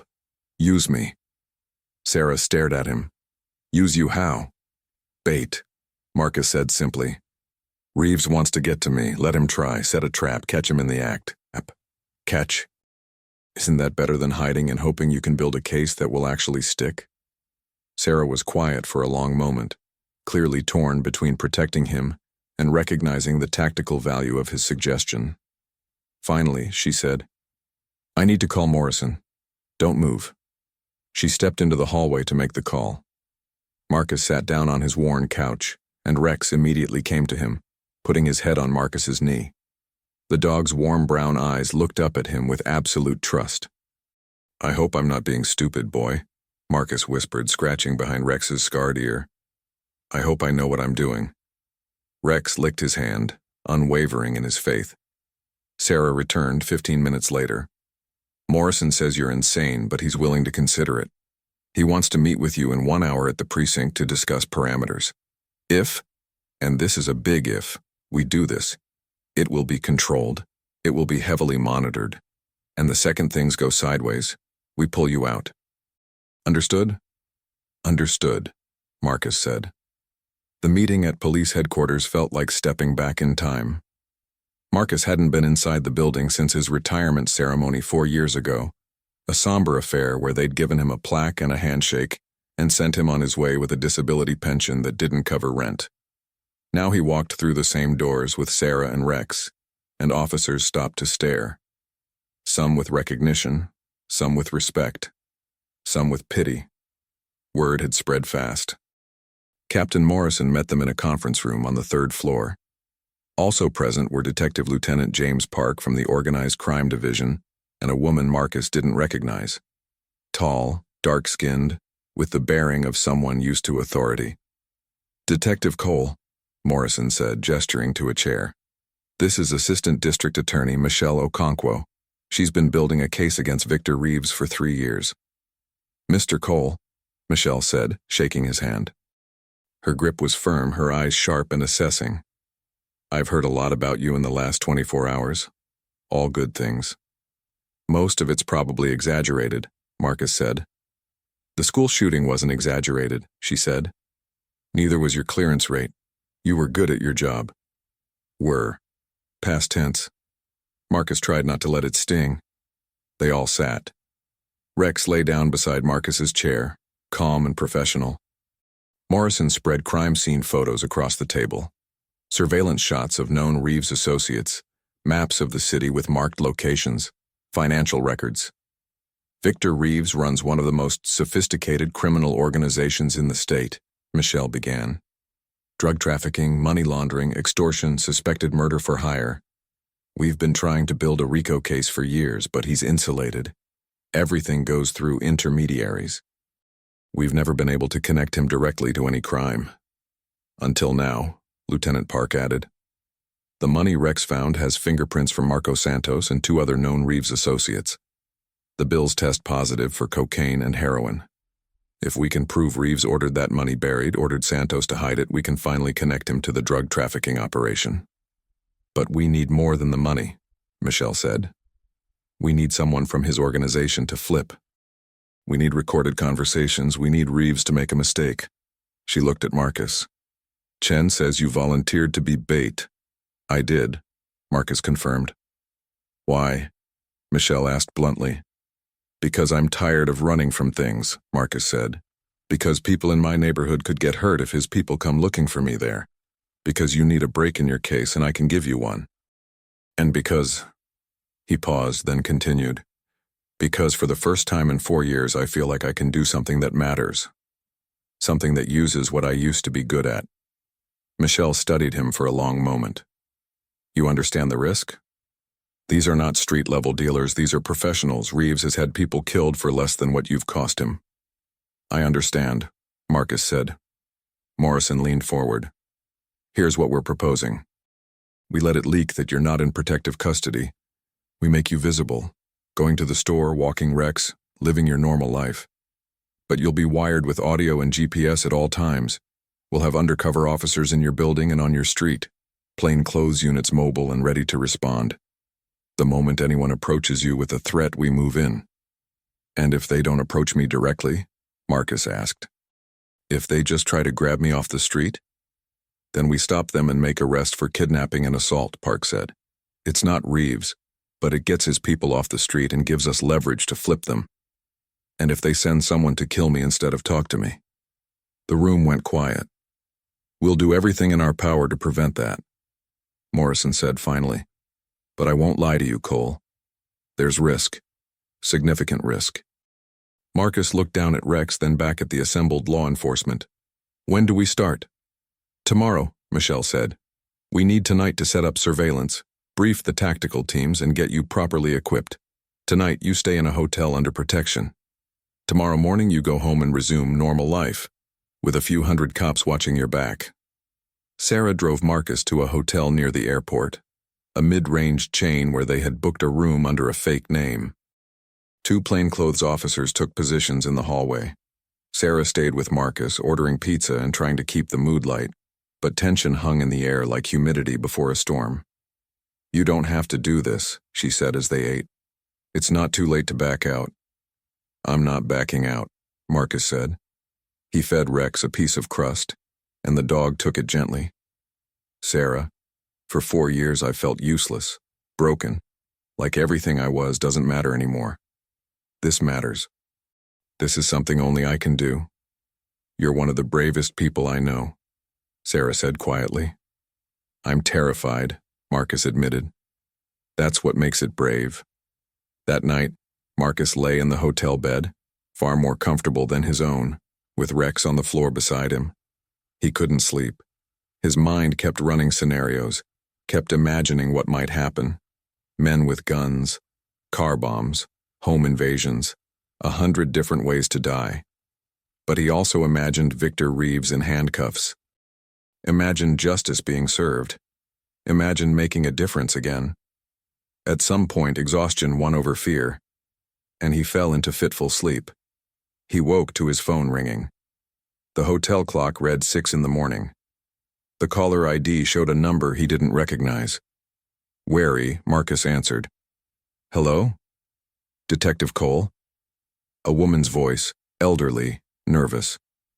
Yes? This is Margaret Chen. I don't know if you remember me. 7 years ago, you found my granddaughter when she was kidnapped. The Hernandez case. Marcus sat up, memory flooding back. Little Sofia Hernandez, 6 years old, taken from her school playground. Rex had tracked her scent 3 miles through the city to a warehouse where her abductor had been holding her. They'd recovered her alive and unharmed. Mrs. Chen, of course I remember. How is Sophia? She's 13 now, healthy and happy because of you and Rex. The woman's voice trembled. I saw the news. I saw what they did to you at that store. I saw that you're in trouble with dangerous people because you did the right thing. Detective Cole, my family wants to help. We've started a fundraiser for you. It's already raised $40,000. Marcus couldn't speak. His throat had closed completely. You saved my granddaughter's life, Mrs. Chen continued. Let us help save yours. Please. I don't know what to say, Marcus managed. Say you'll accept it. Say you'll use it to get safe, to get stable, to take care of yourself and that beautiful dog. I will, Marcus whispered. Thank you. Thank you so much. After the call ended, Marcus sat in stunned silence. $40,000 from people he had helped years ago. People who remembered. People who cared. Sarah knocked and entered with coffee and breakfast sandwiches. You okay? You look like you've seen a ghost. Marcus told her about the call. Sarah smiled. That's not even the half of it. Morrison sent me the latest count. There are now 7 different fundraisers running for you. Total collected so far is over $200,000. Marcus stared at her. 200,000. People want to help, Marcus. You've become a symbol of everything wrong with how we treat veterans and first responders. But you're also a symbol of integrity and courage. Everyone wants to be part of your story. I don't want charity, Marcus said automatically. It's not charity, it's gratitude. It's people investing in the kind of person they want in the world. Sarah sat down across from him. Let them help you. You've spent 4 years suffering alone. You don't have to anymore. At 8 in the morning, a tech specialist from the department arrived to fit Marcus with his surveillance equipment. The GPS tracker was embedded in his belt. The microphone was a tiny device that clipped inside his collar, nearly invisible. Both were designed to be waterproof, shock-resistant, and extremely difficult to detect. If you're grabbed, if you're moved, we'll know immediately, the tech explained. We can track you anywhere in the city. The microphone has a range of about 100 feet and will pick up any conversation you're part of. Just try to speak clearly and don't mumble. I'll do my best not to mumble while being threatened by killers, Marcus said dryly. The tech grinned. You'd be surprised how many people forget we're listening and say really embarrassing stuff. By 9 o'clock, Marcus and Rex were in an unmarked police car being driven back to the Forgotten Quarter. Sarah sat in the passenger seat, constantly checking her phone and radio. The Tactical Operations Center had been set up in a surveillance van parked 3 blocks from Marcus's building. We have eyes on your building from 4 different angles, Sarah said as they drove. 2 undercover officers are already in place as residents, 1 on your floor, 1 on the ground floor. Mobile units are positioned throughout the neighborhood. You're going to be the most protected person in the city. Except it can't look like I'm protected, Marcus said. Right. So you need to act natural. Go about your day, walk Rex, buy groceries, chat with neighbors. Let Reeves's people see you're not hiding. They pulled up to Marcus's building. The street looked completely normal.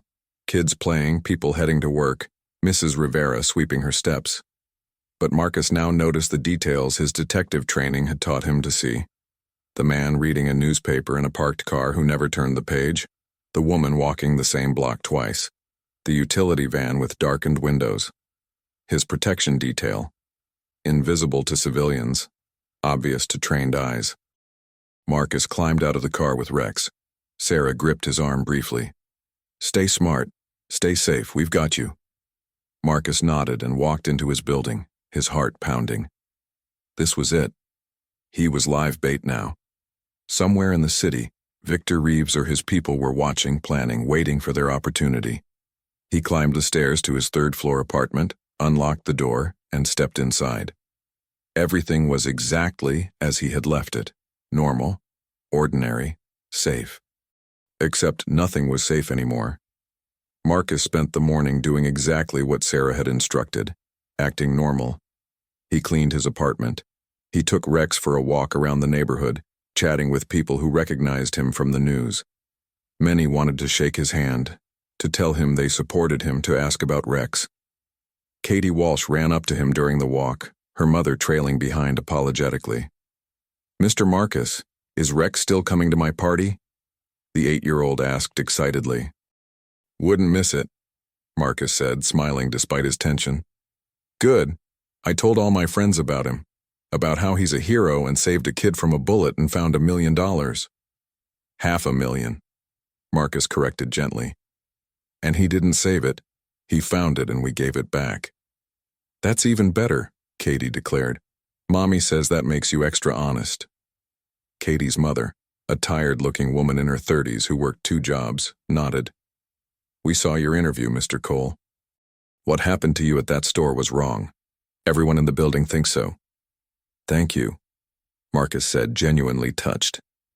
As they continued walking, Marcus noticed a car that seemed to be following them. A dark sedan, tinted windows, staying about half a block behind. His pulse quickened. Was this Reeves's people? Or his own protection detail? He touched his collar, a prearranged signal to his backup that he'd noticed potential surveillance. In his ear, a nearly invisible earpiece crackled to life with Sarah's voice. "We see them, not one of ours. Running the plates now." Marcus kept walking, trying to appear casual. Rex trotted beside him, unaware of the danger. Or maybe not unaware. The dog's ears were up, his posture alert. Rex had always been able to sense when something was wrong. "Plates are registered to a shell company," Sarah's voice said in his ear. "Same company owns 3 other vehicles we've linked to Reeves's organization. Marcus, they're definitely watching you. Stay in public.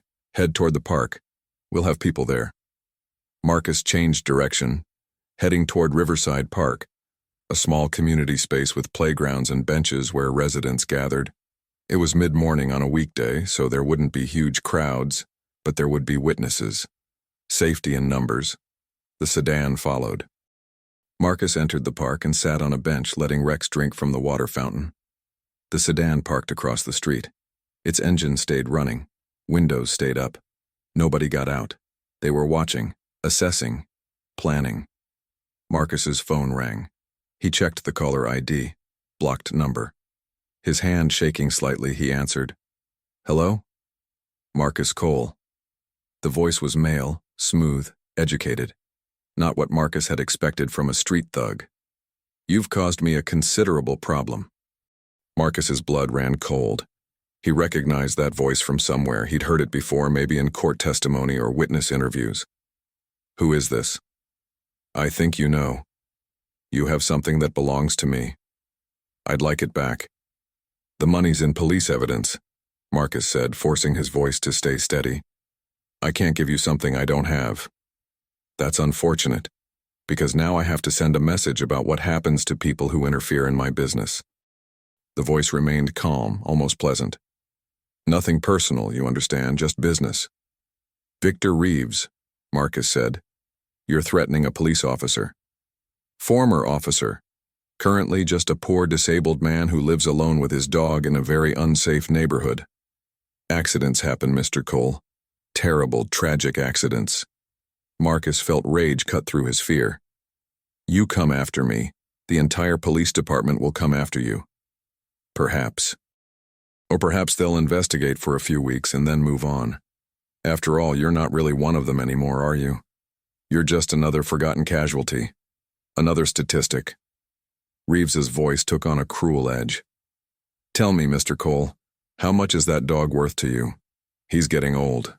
Probably not many years left. It would be a shame if something happened to him." Marcus's vision went red. "You touch my dog. What will you do?" Reeves interrupted. "You can barely walk. You have no badge, no authority, no power. You're nothing, and nothing is exactly what you'll be worth when I'm done with you." The line went dead. Marcus sat frozen on the bench, shaking with fury and terror. Rex, sensing his distress, pressed against his leg and whined. Sarah's voice crackled in his ear. "We got the recording. We traced the call.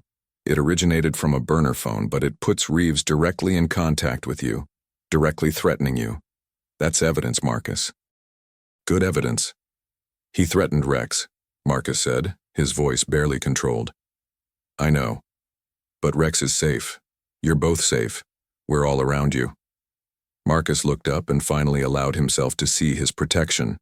The woman jogging past who was clearly carrying a weapon under her jacket, the maintenance worker in the park who was speaking quietly into a radio, the car that had pulled up behind the sedan, boxing it in. "The car that followed you just pulled away," Sarah reported. "We're tailing them. You did good, Marcus. You stayed calm, you got him talking, you got us evidence. Now come back to the precinct. We need to debrief and decide next steps." But as Marcus stood to leave, Rex suddenly went rigid. The dog's body tensed, a low growl rumbling from his chest. His eyes were locked on something across the park. Marcus followed his gaze and saw a man standing in the shadows of a large oak tree. Muscular build, visible tattoos. The same man from Sarah's surveillance photo, Marco Santos, Victor Reeves's enforcer. Santos stared directly at Marcus, his expression cold and calculating. Then slowly and deliberately, he drew a finger across his own throat in a slashing motion. A promise. A threat. A declaration of intent. Then he turned and walked away, disappearing into the neighborhood. Rex lunged forward, barking furiously, his protective instincts fully engaged. Marcus held the leash tight, his heart hammering. "Sarah," he said into his microphone. "Marcos Santos was just here. He just openly threatened me." "We saw him," Sarah replied, her voice tight with controlled urgency. "Units are moving to intercept. Get back to your apartment. Now. Lock the door. Wait for me." Marcus walked as quickly as his injured leg would allow, Rex beside him, alert and protective. Every shadow felt like a threat. Every car felt like danger. By the time he reached his building, he was breathing hard, adrenaline crashing through his system. Mrs. Rivera was in the lobby and took one look at his face. "Mr. Cole, are you all right?"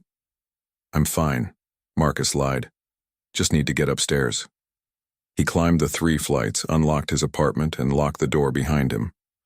Then he sat on his couch, Rex pressed against his leg, and waited. His phone buzzed with a text from an unknown number. Against his better judgment, he opened it. It was a photo of his apartment building, taken from across the street. Recent. He could see Mrs. Rivera sweeping the steps in the background. Below the photo, a single line of text. "Nowhere is safe." Sarah arrived at Marcus's apartment within 15 minutes, accompanied by Captain Morrison and 4 tactical officers. They swept the apartment and building, checking every corner, every shadow. When they confirmed it was secure, Morrison sat down heavily at Marcus's small kitchen table. "We lost Santos," he said bluntly. "He went into the subway, switched trains 3 times, and disappeared. He knows counter-surveillance techniques." "Of course he does," Marcus said bitterly. He showed them the photo on his phone. "They're not even hiding anymore. They want me to know they can get to me whenever they want." Morrison studied the photo, his jaw tight. "This changes things. They're escalating faster than we anticipated. Reeves calling you directly, Santos making open threats. This isn't reconnaissance anymore. They're moving toward action." "Which means we need to move faster," Sarah said. She looked at Marcus. "We need to force their hand. Make them commit to a move we can control." "How?" Marcus asked. Michelle Okonkwo entered the apartment, her expression intense. "By giving them what they want, or making them think we are." She spread files across Marcus's coffee table. "We leak information that you're transferring the reward money from the police hardship fund to a specific bank. We make it look like you're planning to leave town, buying a bus ticket, packing up. We create a moment of vulnerability where Reeves thinks he can grab you, interrogate you about what you told the police, and send his message." "And when they make their move?" Marcus asked. "We take them down," Morrison said. "All of them. Reeves, Santos, the entire operational structure. We'll have tactical teams positioned, SWAT on standby, every resource we have focused on this operation." "You're talking about using me as bait in a sting operation," Marcus said slowly. "I'm talking about ending a criminal organization that has terrorized this city for a decade," Michelle said. "But yes, you would be the bait. And before you say yes, Marcus, I need you to understand something.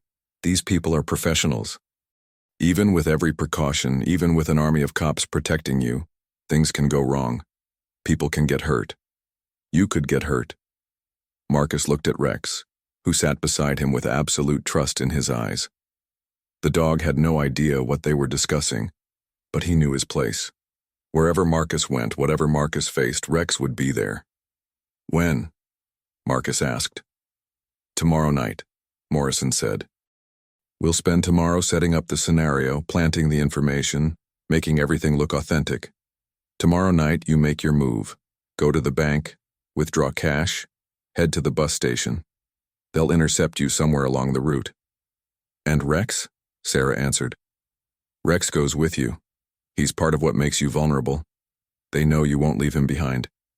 But Marcus, Rex is also an asset. He's trained. He's experienced.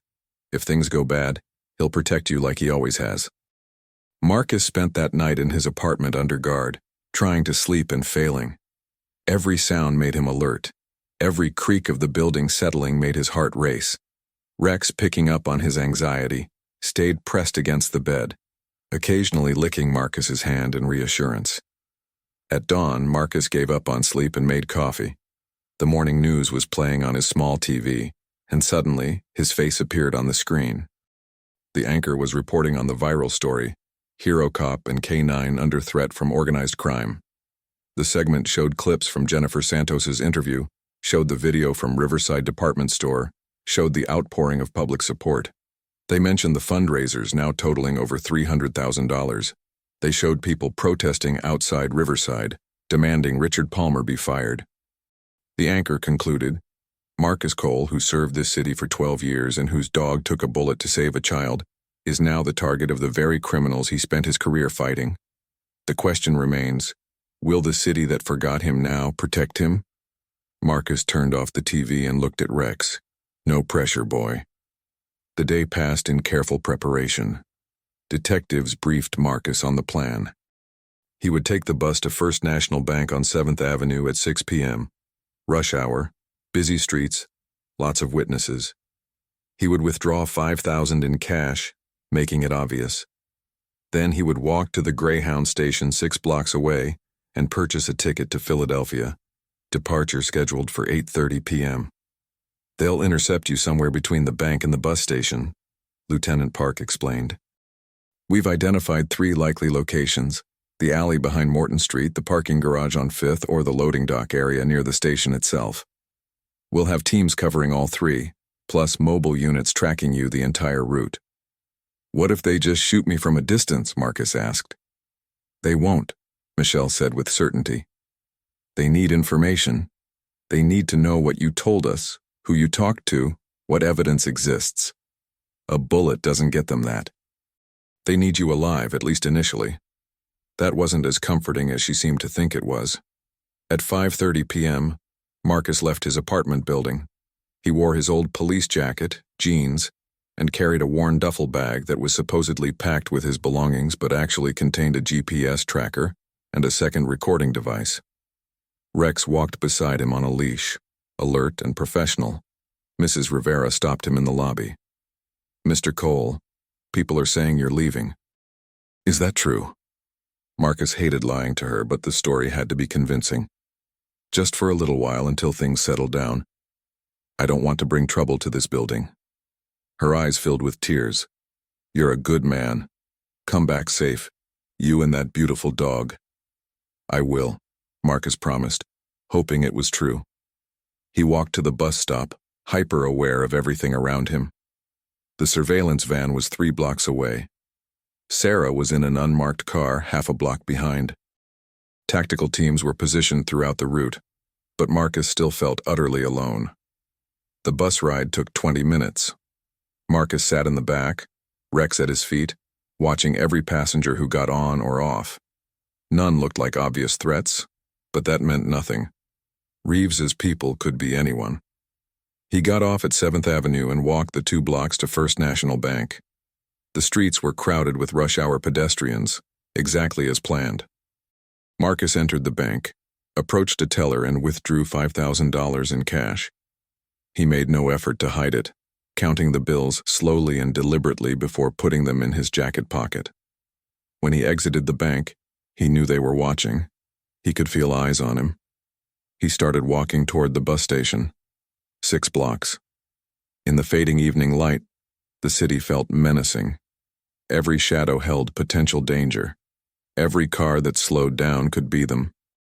He made it 2 blocks before Rex suddenly went rigid, a low growl rumbling from his chest.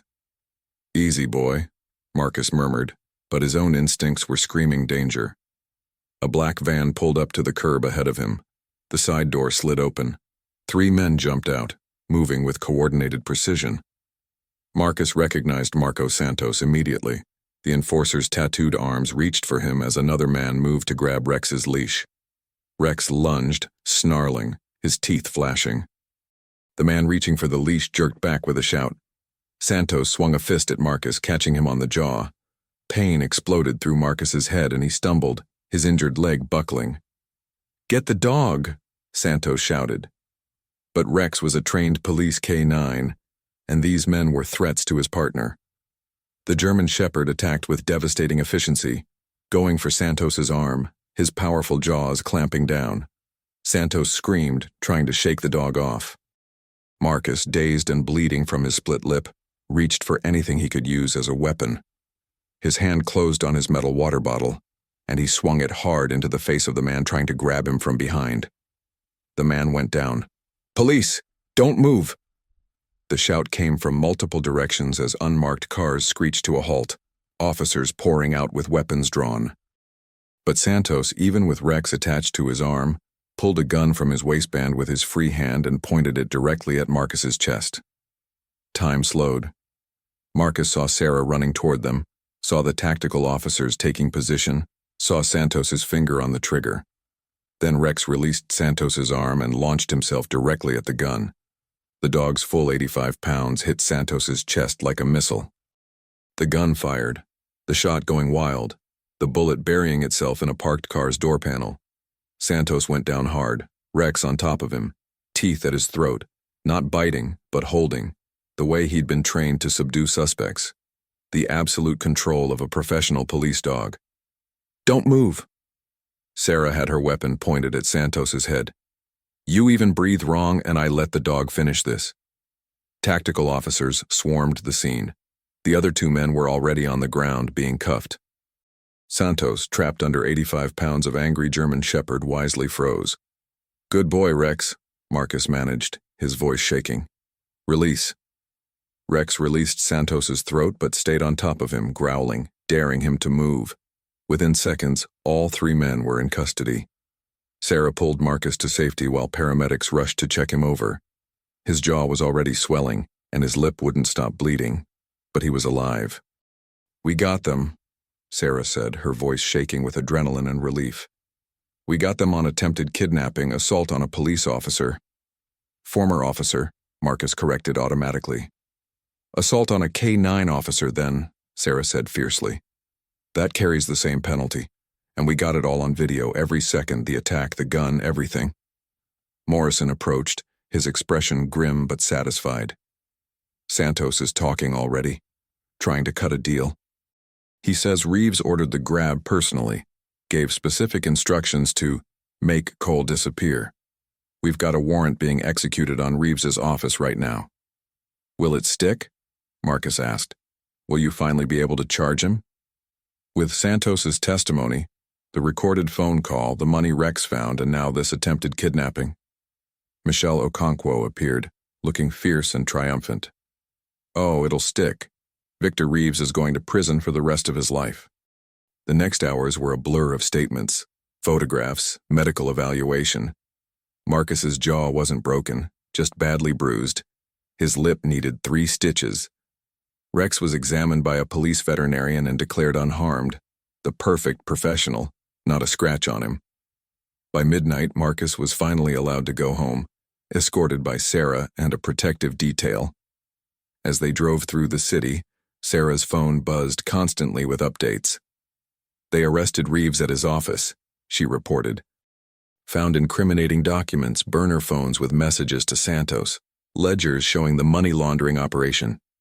He lawyered up immediately, but it doesn't matter. "We have him." When they pulled up to Marcus's building, he was surprised to see a crowd gathered. Neighbors, people from the community, news cameras. They began clapping when Marcus got out of the car, Rex beside him. Katie Walsh broke free from her mother and ran to them, dropping to her knees to hug Rex. "You're a hero. You saved Mr. Marcus. You're the best dog in the whole world." Rex's tail wagged, accepting the adoration with dignity. Mrs. Rivera approached, tears streaming down her face. "We saw the news. We saw what happened. Thank God you're safe. Both of you." Marcus, overwhelmed, could only nod. The next morning, Marcus woke to his phone ringing. It was Captain Morrison. "Turn on Channel 7, Morrison said. Marcus did. Jennifer Santos was reporting live from outside Riverside department store. But the store was dark, closed, with protesters carrying signs reading, "Discrimination has consequences," and "Apologize to Marcus Cole." Richard Palmer, the store manager who ordered Marcus Cole removed from this location, has been fired, Jennifer reported. Riverside department store has issued a formal apology and announced a donation of $50,000 to a fund supporting disabled veterans. The store's parent company has seen its stock price drop 15% since the incident, and sources say more personnel changes are coming. Marcus stared at the screen in disbelief. "Justice feels good, doesn't it?" Morrison said over the phone. "But there's more. The reward for the money Rex found has been approved and expedited. You're getting $75,000, higher than the standard percentage because of your cooperation in the Reeves investigation. The check will be ready tomorrow." Marcus couldn't speak. $75,000. Plus the fundraisers. Plus the hardship fund. In 1 week, he'd gone from facing eviction to having more money than he'd ever had in his life. "And one more thing," Morrison continued. "The mayor wants to present you and Rex with the city's Medal of Valor. Public ceremony, full honors. You both earned it." The ceremony took place a week later in City Hall, a grand marble building Marcus had been inside exactly once during his career. Now he stood in the main rotunda, wearing a suit Sarah had helped him buy, the first new suit he'd owned in 5 years. Rex stood beside him, groomed and magnificent, wearing a special K9 ceremonial collar. The mayor, a polished woman in her 50s, stood at a podium before a crowd of hundreds. Police officers, city officials, press and citizens who had come to witness the event. "Marcus Cole served this city for 12 years as a decorated detective," the mayor said. "Rex served for 8 years as a K9 officer who saved multiple lives. When they were injured and retired, we as a city failed them. We allowed a hero to fall into poverty and obscurity. We allowed him to be treated as less than human because of his economic circumstances." She paused, her voice strengthening. But Marcus Cole never stopped being a hero. When he found evidence of criminal activity, he reported it despite desperately needing that money himself. When he was threatened by dangerous criminals, he stood his ground and helped law enforcement bring them to justice.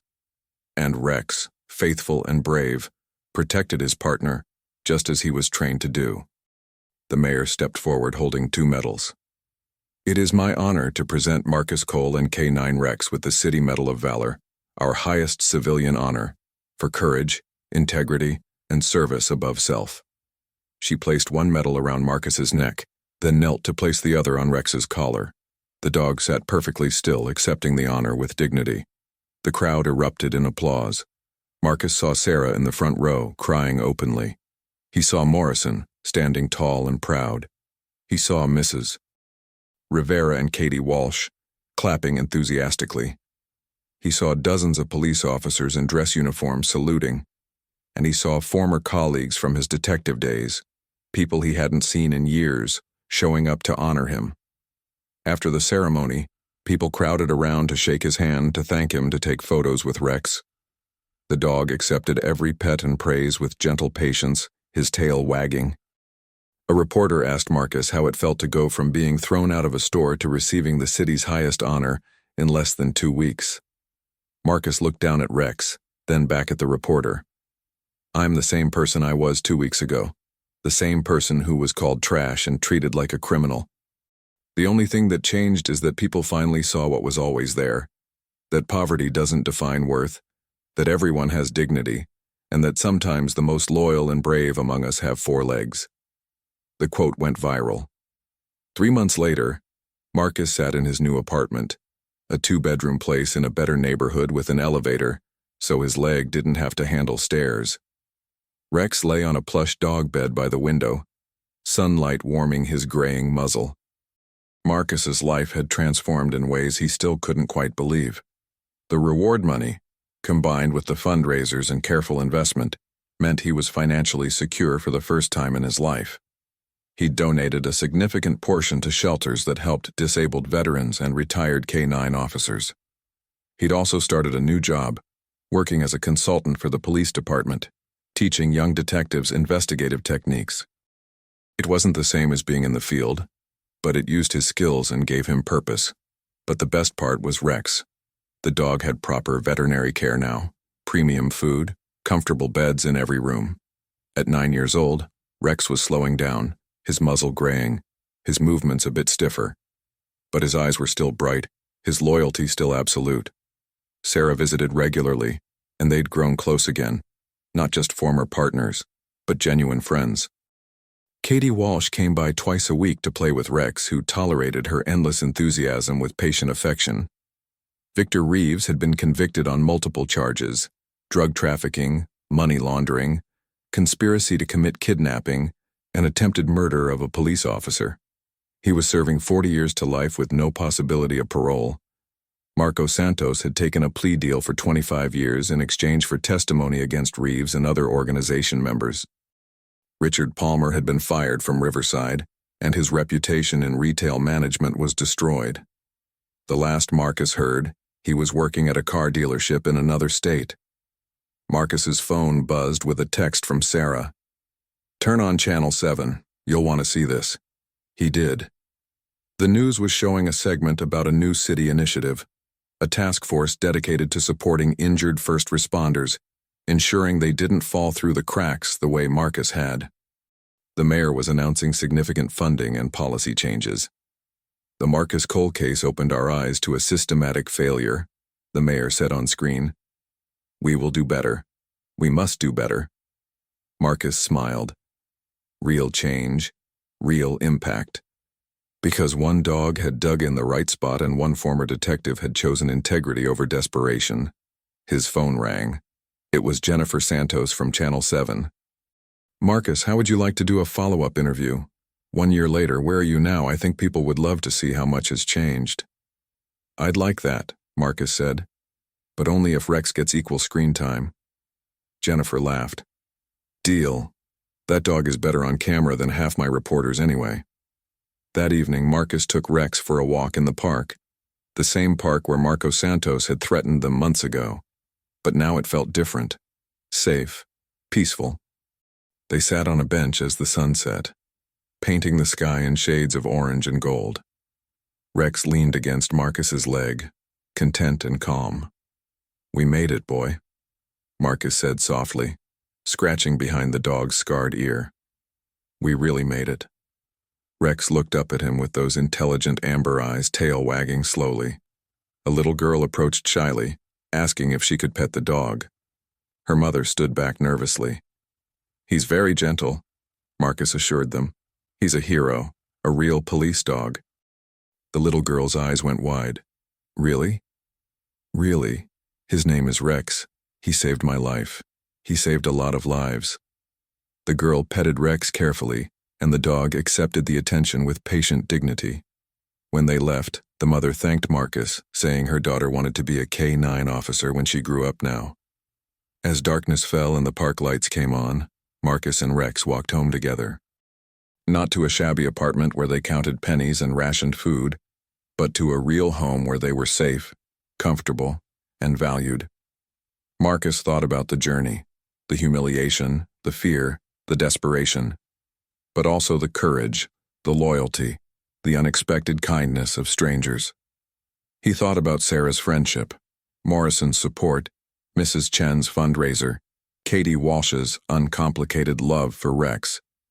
He thought about how close he'd come to losing everything, and how one moment, one decision to do the right thing instead of the easy thing, had changed the entire trajectory of his life.